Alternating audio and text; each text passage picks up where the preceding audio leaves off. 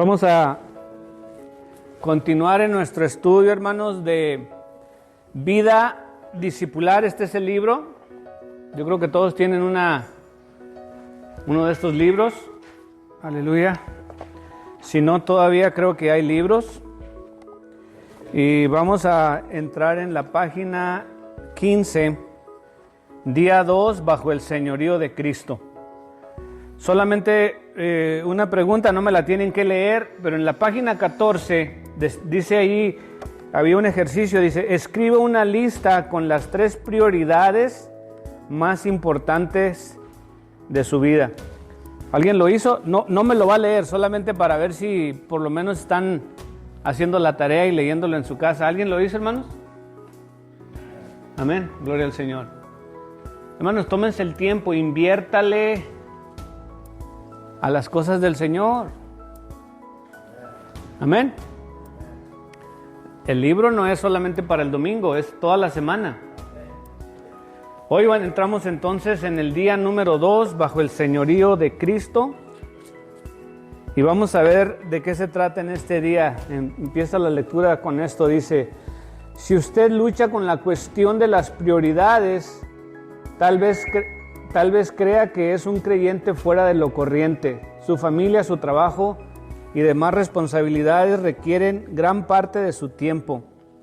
Quizá piense que a las generaciones anteriores les era más fácil concentrarse en Cristo y cumplir los requisitos del discipulado porque sus vidas eran muy sencillas. Si eso era cierto, entonces, ¿por qué Jesús necesitó recordarle a sus discípulos hace 2000 años que le debían lealtad suprema a Él? El pasaje en el margen, Lucas 14:26, afirma que sus seguidores deben amarlo más que cualquier otra persona, posesión o propósito. Y lo que estaban hablando es Lucas 14:26 dice: si alguno viene a mí y no aborrece a su padre y a su madre y mujer e hijos y hermanas y aún también su propia vida, no puede ser mi discípulo. Medio habíamos tocado este punto, hermanos. ¿Se acuerdan que dijimos que estaba medio pesado de aborrecer? ¿A quién? A los que más quiere. Y sí se referirá a que usted los debe de odiar, hermanos, a sus familiares, a su mamá, a su papá, a sus hijos. Entonces, ¿qué estaba diciendo el Señor? Él es el primero. Mientras Él tenga el primer lugar, arrancamos bien. Y sabe, yo me estaba meditando en este versículo, que hay veces donde cuando usted le demuestra a Jesús que Él es el número 1, entonces en cierta manera está como menospreciando a los demás, y no sé si se escucha mal, pero Él quiere ser el número 1, hermanos. Entonces la pregunta es, si esto Jesús lo escribió hace 2000 años, es porque este problema de prioridades no empezó con nosotros, siempre ha existido, hermanos. Y Jesús les estaba recordando a los que estaban a su alrededor que no podríamos ser discípulos del Señor si no éramos capaces de ponerlo a Él primero. Y cuando me refiero a Él, todo lo que tenga que ver con las cosas del Señor, hermanos. Y les voy a decir que hay muchos factores que están luchando para robarnos a nosotros el primer lugar. Amén. Tus hijos, tu trabajo, tu esposo, tu familia, tu riqueza, tu bla, bla, bla, bla, bla. 1000 cosas. Y en esta mañana sería fácil apuntar el dedo y decir, no, es que el hermano nomás se dedica a trabajar. No, es que la hermana nomás tiene tiempo para el esposo. No, es que la hermana nomás para los hijos. Pero este es algo, hermanos, personal. Esta es una receta personal. Aplícalo a tu vida. ¿Quién es el que tiene el primer lugar en tu vida, en tu corazón? Bien. Hay 3 cosas que vamos a deducir de Lucas 14:26, lo voy a leer todo. Dice: si alguno viene a mí y no aborrece a su padre y madre y mujer e hijos y hermanos y hermanas y aún también su propia vida, no puede ser mi discípulo. Y el que no lleva su cruz y viene en pos de mí, no puede ser mi discípulo. Así pues, cualquiera de vosotros que no renuncia a todo lo que posee, no puede ser mi discípulo. Bien, entonces, ¿cuáles 3 cosas vamos a deducir de Lucas 14, 26, hermanos? Que estas prioridades, hermanos, en nuestras vidas se deducen en 3 categorías. 1, las personas. ¿Cuáles son las personas que le roban a Jesús el primer lugar? Muchas veces la familia. Y le digo, yo no estoy aquí para sembrar discordia, al contrario, pero yo realmente oro mucho y felicito a esas hermanas de que los esposos ni son cristianos ni les gusta que vengan a la iglesia. Y sin embargo, todos los domingos se arreglan y llegan primero que hasta los que sí pueden venir porque el esposo no les dice nada. ¿Qué cosas, no? Así que el Señor las bendiga. Hijos, hermanos, decía el pastor Torres, yo no sé por qué, pero toda la gente nos visita el día de la iglesia. Cuando ya están para salir para la iglesia, llega la visita. Y dice el pastor, pues tráigaselos a la iglesia. No quieren venir, entonces usted se queda en la casa. ¿Sí o no? No, nadie dice amén. A usted nunca le pasan esas cosas. Personas, amén. No sé quién me estaba preguntando que qué era el el festival ese de la pulga, ¿cómo se llama? Flea Market. ¿Saben lo que es el Flea Market? Donde usted renta un espacio de 10 por 10 y luego va y vende sus cosas, lo que sea. Y hay uno en Pomona que yo creo que se tarda como 10 horas para darle la vuelta a todo eso. Y alguien me preguntó que si alguna vez he ido. No, le digo, siempre he querido ir. ¿Y por qué no ha ido? Porque siempre cae en domingo. Entonces, o tengo que escoger entre el flea market o el que hace free a toda la gente, free the people.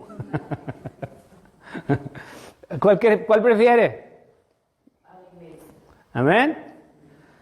Entonces, la primera categoría en las prioridades son las personas. La segunda son las posesiones. Amén, hermano. Porque donde está tu tesoro, ahí está vuestro corazón. Las posesiones.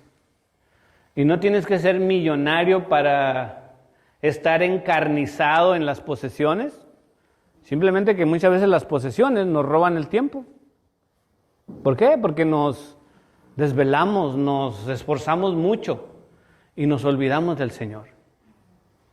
Y hay una historia ahí en la Biblia donde un hombre rico dijo, mañana me voy a levantar y voy a hacer graneros y voy a hacer dónde guardar mis riquezas, ya no hay ni dónde meterlas. Y voy a construir y voy a hacer, y luego dice la Biblia, necio, hoy en esta noche vienen a pedir tu alma.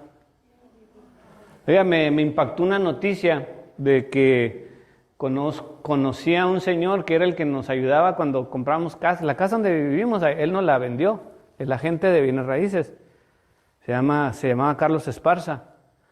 Y era bien amigo de nosotros, o sea, no nomás era nuestra gente, sino que para Navidad me hablaba, me mandaba una tarjeta, éramos así, manteníamos comunicación.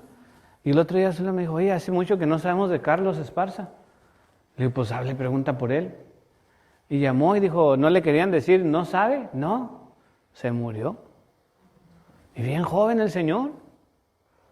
Entonces me impactó mucho porque era una persona, pues no sé, como de esas que usted los ve y dice, no, este va a durar como 100 años. Y de repente se murió. ¿Y usted cree que él estaba pensando que se iba a morir, hermanos? Igual que cada uno de nosotros. Nadie dice, no, oye, si me muero mañana. Pero solamente el Señor sabe. Entonces, es bueno poner en primer lugar a Jesús, antes que las personas, antes que las posesiones, y por tercero, los propósitos. ¿Cuál es el propósito en tu vida?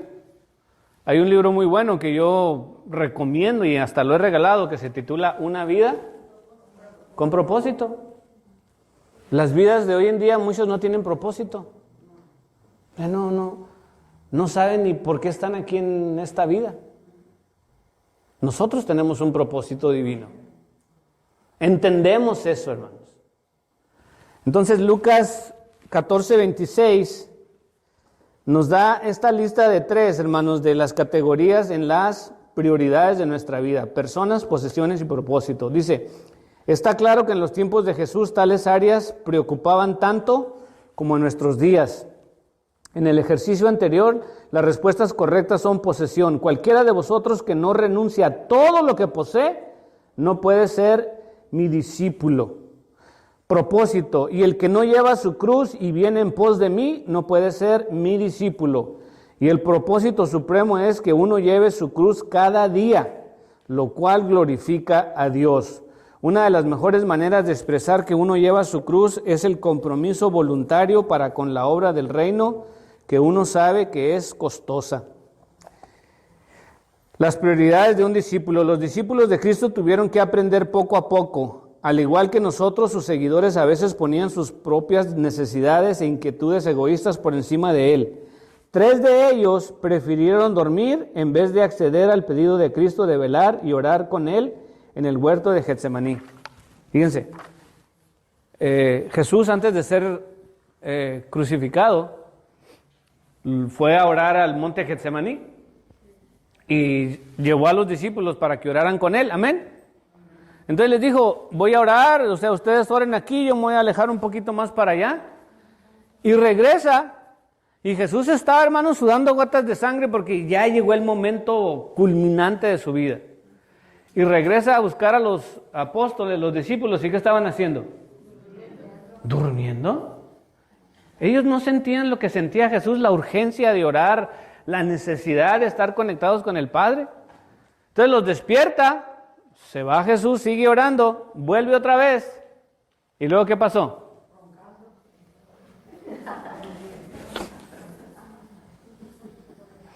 Roncando. Oiga, y qué difícil es en veces mantenerse despierto, ¿no? Yo manejaba en las noches a camiones y soy muy bueno para desvelarme, la verdad, pero si no dormía, aunque fuera bueno para desvelarme, me iba a dar sueño. Y había un punto de la noche donde yo en serio no sé ni cómo le hice para llegar de punto A a punto B, porque me venía muriendo del sueño, pero era más mi responsabilidad de llegar a tiempo que acostarme a dormir. Y yo les digo que hay veces que fue la mano del Señor que yo manejé literalmente dormido, porque yo me acuerdo de haber ido manejando, luego veía una salida, y luego al ratito volví a abrir los ojos y ya iba 10 millas más adelante, y yo no me acuerdo de todas las demás salidas. O sea, qué cosa, ¿no? Así es para que nunca se le acerquen a un camión en la noche, porque van dormidos más que despiertos. Estos discípulos sabían de la necesidad, pero la carne estaba más fuerte que el espíritu en el deseo de orar. Y por más que ellos, ¿ustedes creen que ellos dijeron: no, ¿sabes qué, Pedro? Yo me voy a acostar a dormir, no le hagas caso? No, ellos no dijeron eso. O sea, ellos yo creo que quisieron orar, pero les ganó el sueño. La tercera vez Jesús llega y los encuentra dormidos y los despierta y ya olvídenlo, ya no oren más, ya llegó la hora. Ya se acabó el tiempo, de verdad. Pero fíjense, poner al Señor primero nos da risa la historia. ¿Y nosotros, hermanos? ¿Estaremos durmiendo o orando? ¿Pero usted cree cuál que predomina más? Dormir, hermanos. Amén. Entonces, en veces, esto es para nosotros hacer un autoexamen. ¿Qué lugar ocupa las prioridades espirituales en mi vida? En lugar de estar orando, estoy durmiendo. Y luego viene otro ejemplo. Dice: cuando Jesús fue arrestado, los discípulos discutieron quién de ellos sería el más importante en el reino del Señor. También hubo una discusión en que quién iba a ser el número 1 allá en el cielo, hermano.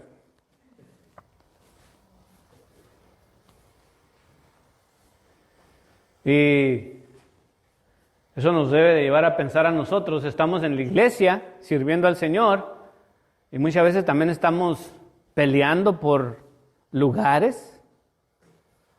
¿Quién es el número 1? ¿Quién es el número 2? ¿Quién es el número 3? Amén.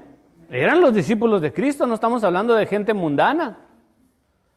Pero de la misma manera nosotros en veces nos perdemos el disfrutar la presencia del Señor por estar pensando en cosas de vanidades que no traen ningún beneficio.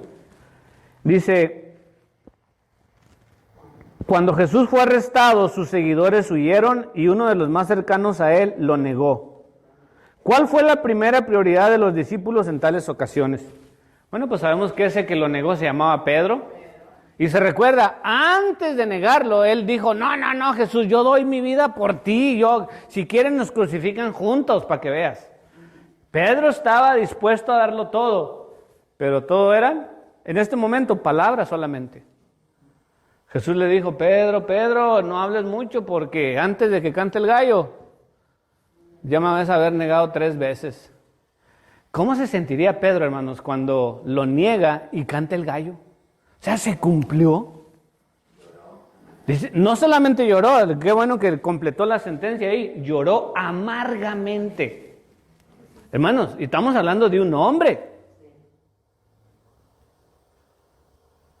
Yo creo que las mujeres son más sentimentales y lloran por todo. Y los hombres, pues algunos nos catalogamos de que pues, somos más duros, ¿no? Yo, por ejemplo, a mi papá, no me acuerdo haberlo visto llorar. Era como que el llorar era una señal de debilidad y uno se aguanta y es fuerte. Pedro dice que lloró amargamente. Cuando escuchó el gallo se acordó y se sintió mal. Y sabe, siempre me gusta traer una analogía para que ustedes se alimenten espiritualmente. Porque hubo otro que traicionó al maestro y ese se llamaba Judas. ¿Cuál fue el fin de los dos? O sea, los dos le fallaron. Judas lo entrega al maestro y Pedro lo niega. Los dos se sintieron bien mal. Pero fíjense, Pedro vino al Señor arrepentido y Jesús lo perdonó. Le preguntó 3 veces, Pedro, ¿me amas? Pedro, ¿me amas? Pedro, ¿me amas? Entonces fíjense qué curioso que 3 veces lo negó y Jesús le pregunta 3 veces, ¿me amas? Dando a entender que el amor todo lo puede, todo lo cree, todo lo espera. Amén. Todo lo soporta. Fíjese el amor. Sin embargo, ¿qué fue lo que hizo Judas? Oiga, Judas también se sintió bien mal. En lugar de arrepentirse y venir a buscar el perdón divino, ¿qué fue lo que hizo? Fue y se ahorcó, hermano. Aquí hay algo. Porque de repente todos vamos a fallar en algún momento de nuestra vida. Y en lugar de venir al Señor a pedirle perdón, seguimos allá metidos en no sé en qué cosas, porque nos sentimos mal. Vengamos al Señor, dice, vengamos a cuentas, dice el Señor. Si tus pecados fueran rojos como el carmesí, vendrán a ser blancos como la nieve, como la lana. Bien, continuamos. Dice, sin embargo, Jesús no se dio por vencido y tras su muerte y resurrección, la vida de ellos cambió drásticamente. El pasaje de Hechos 4:18 demuestra que los discípulos del Señor lo amaban más que a cualquier otra persona, posesión o propósito en su vida. Bueno, vamos a leer algo aquí en Hechos 4:18, pero lo que quiere decir, hermanos, es que esto es un proceso. Estos que lo negaron, estos que se durmieron, estos que discutieron en quién iba a ser el mayor en el reino de los cielos, eventualmente maduraron, hermanos.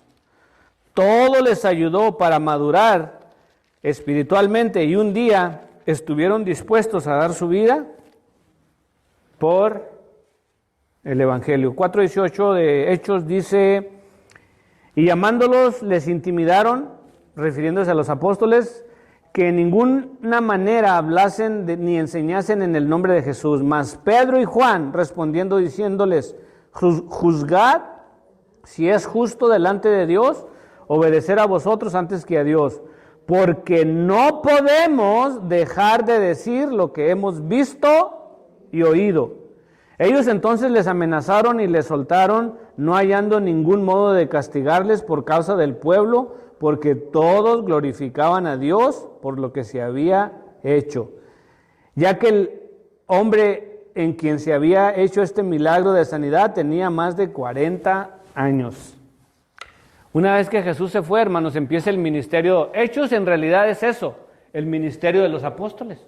Lo que ocurre en cuanto Jesús fue ascendido al cielo, ahora los que fueron encomendados en esta causa, los apóstoles, ahora siguen ellos con la antorcha del evangelio.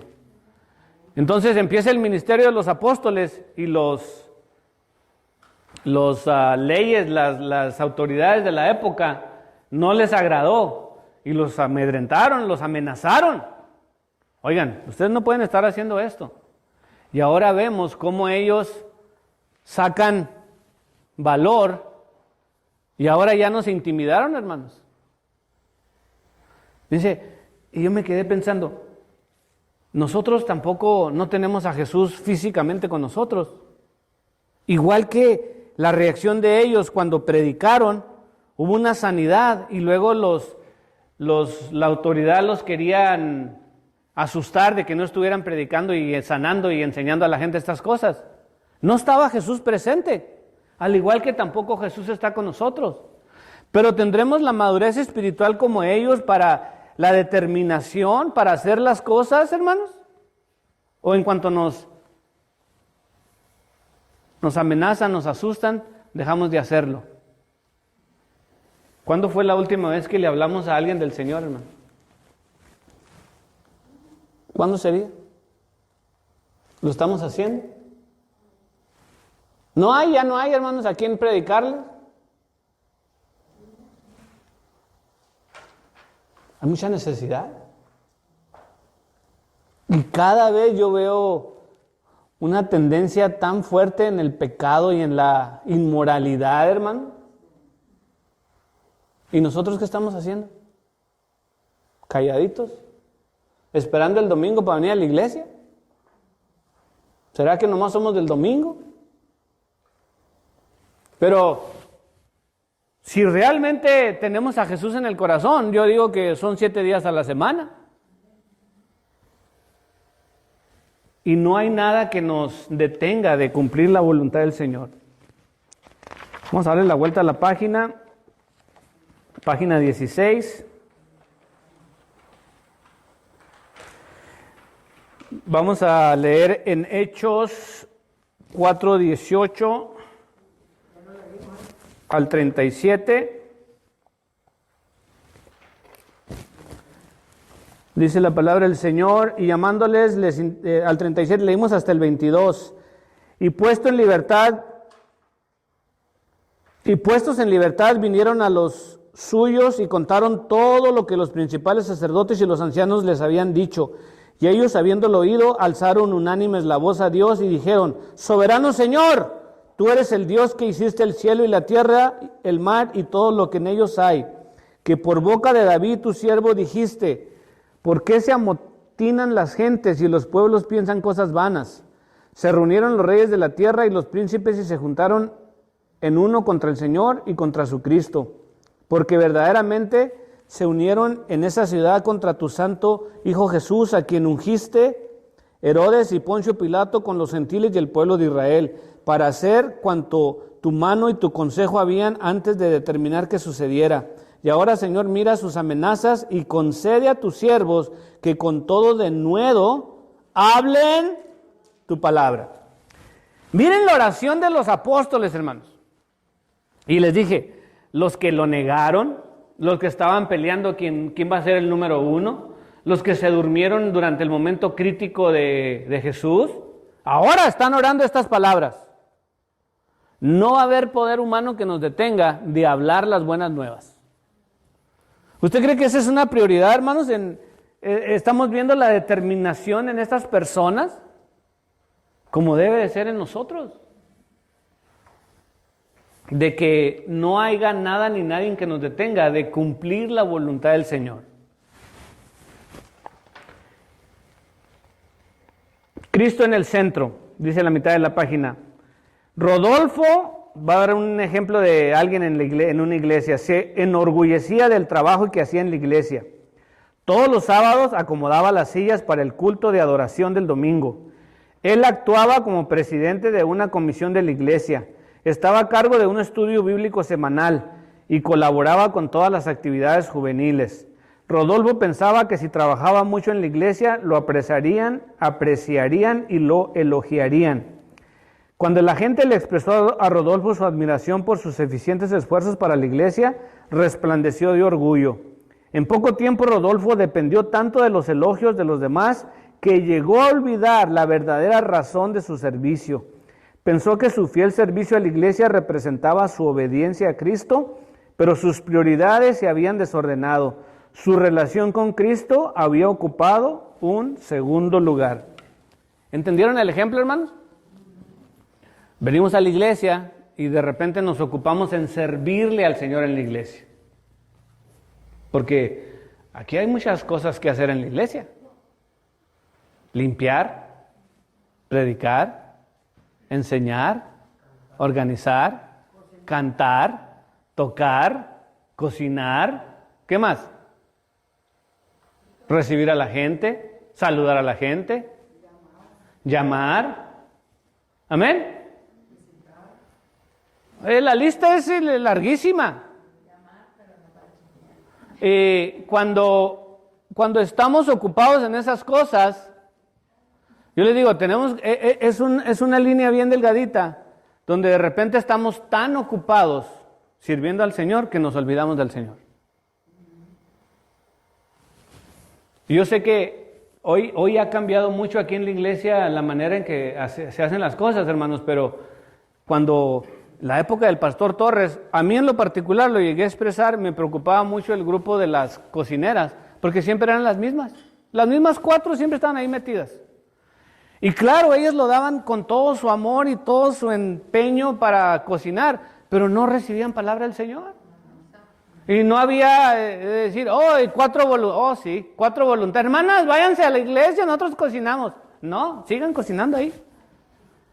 Entonces, de repente cualquiera de nosotros tenemos tantas cosas en la agenda y estamos ocupadísimos, sirviendo aquí, sirviendo allá, y nos olvidamos de sentarnos a los pies del Señor a escuchar su palabra. Porque la prioridad debe ser siempre encontrarme con el Señor. Claro, tenemos que servir. La iglesia, decía el pastor, la iglesia no se limpia sola. Alguien la tiene que limpiar, alguien tiene que cocinar, alguien tiene que predicar, alguien tiene que enseñar. Pero en ese servir al Señor, buscar un tiempo para acercarme al Señor. Amén.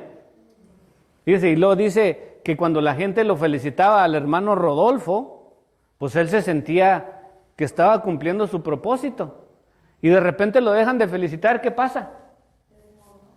Se desmoraliza. ¿Por qué? Porque siente que a lo mejor ya no está haciendo el propósito. Y ese es otro punto que yo siempre le digo a la gente. Hagas lo que tú hagas para el Señor, no dependas de los elogios de las personas. Yo con mucha humildad lo digo, yo prefiero que el Señor me diga un piropo a que me lo digan ustedes. Sí, dice que sí se necesita, pero yo prefiero, un piropo del Señor que de ustedes. O sea, yo no estoy hablando de necesidad, sino de que yo prefiero que el Señor me diga buen trabajo. Porque entonces sé que Él me lo está dando y estoy en comunión con Él. Si nos despegamos del Señor y solamente lo hacemos para sentirme bien, entonces no tenemos comunión con el Señor. Va de la mano el servir al Señor y tener comunión con Él. Es más, yo te diría, cuando tú hagas algo para el Señor, ofréceselo al Señor. Dile, Señor, voy a limpiar los baños para ti. Es mi ofrenda para ti. ¿Y si sabe que cada quien ofrece lo que tiene? Aquí les va el versículo. Moisés está discutiendo con Dios. Dios le dice, ve, te vas a liberar a mi pueblo bajo la esclavitud. Y Moisés le dice, Señor, y cuando llegue y me pregunten quién me envió, yo soy el que soy, le dijo. Pues sí, pero es que soy tartamudo y quién sabe qué. ¿Qué señales voy a hacer? Entonces le dice el Señor, ¿qué tienes en tu mano? ¿Y qué traía Moisés en su mano? Una vara. Úsala, suéltala. Y cuando Moisés la soltó, ¿En qué se convirtió la vara? En una culebra. Y el mismo Moisés tenía miedo y dice que huía de ella. Era la vara de él. Y le dice, agárrala por la cola. Fíjese, todo tiene un sentido, ¿no? Y cuando él la agarraba, en veces esas películas donde sale mucha magia y todo, nos espantan. Pero haber visto esto, hermanos, de que la pones en el cielo y una culebra, cuando se enfrenta con los brujos de Egipto, oiga, eso estaba a todo lo que daba. De que convertir el agua en sangre, que los piojos, que las pulgas, que las moscas y quién sabe cuántas cosas. Ay, qué cosas, puro. A todo lo que daba, a ver quién tenía más poder. Pero bueno, Moisés traía una vara y literalmente Dios le dijo, úsala. Entonces, cuando llegas al Señor, ofrécele lo que tú tienes. No te sientas mal si de repente llegas y pasan la ofrenda y dices, Señor, no tengo ni $1 para dar. Yo estoy seguro que tienes algo que dar. No necesariamente monetario, pero algo le puedes dar al Señor. Algo le puedes dar al Señor. Cuando tú le des ese algo al Señor, ofréceselo a Él. Señor, voy a venir a aspirar el santuario y lo hago, te lo ofrezco a ti como una ofrenda, Señor. Pero mantén la comunión con el Señor. Para que no sea solamente que pienses que te vas a ganar el cielo por las obras. Porque mucha gente hacen tanto en la iglesia que sienten que por las obras están ganando el cielo. Eso no es cierto. Porque sabemos que la única llegada al cielo es a través de Jesucristo. Y lo que nosotros hacemos en la iglesia tiene que ser una señal de amor, hermanos, para con Dios y para con los hermanos. Amén. Entonces, hablando de estas prioridades, siempre recuerden que Cristo en el centro. Dice aquí, deténgase y ore. Pídale a Dios que le revele cómo lo motivan otras personas, posesiones o propósitos en lugar de su amor por Él. Vamos a parar ahí, hermanos. Pero estos puntos nos tienen que ayudar a cada uno de nosotros a darnos cuenta qué tan buenos discípulos somos. Y como los discípulos de Jesús tuvieron sus altas y bajas, de la misma manera nosotros. Es un proceso, de repente nos vamos a quedar dormidos, de repente lo vamos a negar, de repente vamos a estar peleando entre nosotros, pero todo eso nos tiene que ayudar a madurar, para que un día seamos cristianos maduros y el Señor se agrade de lo que estamos haciendo dentro y fuera de la iglesia. Amén. Así es que, hermanos, esa es la clase de escuela dominical para hoy. Me gustaría orar para sellar esto y que sea el Señor el Espíritu Santo el que nos ayuda a ponerlo por obra. Entonces vamos a orar. Señor, gracias te doy en esta mañana por el privilegio que me das de ser un vaso para la gloria de tu nombre.